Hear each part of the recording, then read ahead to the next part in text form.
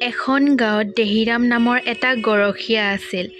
পাহাৰৰ নামনিত সি সদায় গৰু চৰাই থাকে। এদিন দুপৰীয়া তাৰ মনত এটা বেয়া বুদ্ধি খেলালে। সি গাঁৱৰ মানুহবোৰক ঠগিবলৈ বুলি টেটু ফালি চিঞৰিলে, "বাঘ ঐ, খালে ঐ, কোন ক'ত আছ? মোক বচা ঐ!"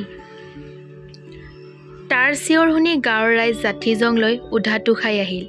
পাছে দেখিলে যে দেহিৰামে তেওঁলোকক দেখি কিৰিয়েলিয়াই হাঁহিব ধৰিছে।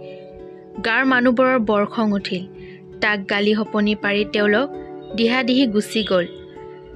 কেইদিনমান পাছত দেহিৰামে আকৌ ভাও জুৰিলে, "বাঘ ঐ, খালে ঐ, গৰু নিলে ঐ!" এইবাৰো গয়াসকলে হাতে হাতে জাঠি-জং লৈ বাঘ খেদিবলৈ ঢপলিয়াই আহিল।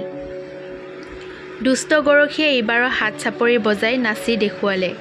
মানুহবোৰে এইবাৰো তাক খং ৰাগ কৰি গুচি গ'ল। এদিন সঁচাকৈয়ে এটা বৰ ডাঙৰ বাঘ তাৰ মুখৰ আগতে ওলাল। সি "বাঘ ঐ, খালে ঐ" বুলি চিঞৰি তাল-ফাল লগালে। কিন্তু এইবাৰ গৰখীয়াক বচাবলৈ কোনো ওলাই নাহিল। সকলোৱে ভাবিলে দেহিৰামে এইবাৰো এনেয়ে চিঞৰিছে। ফলত বাঘে দেহিৰামক থাপ মাৰি ধৰি হাবিলৈ লৈ গ'ল। মিছা কথা কোৱাৰ কাৰণে দেহিৰামৰ এনে দশা হ'ল।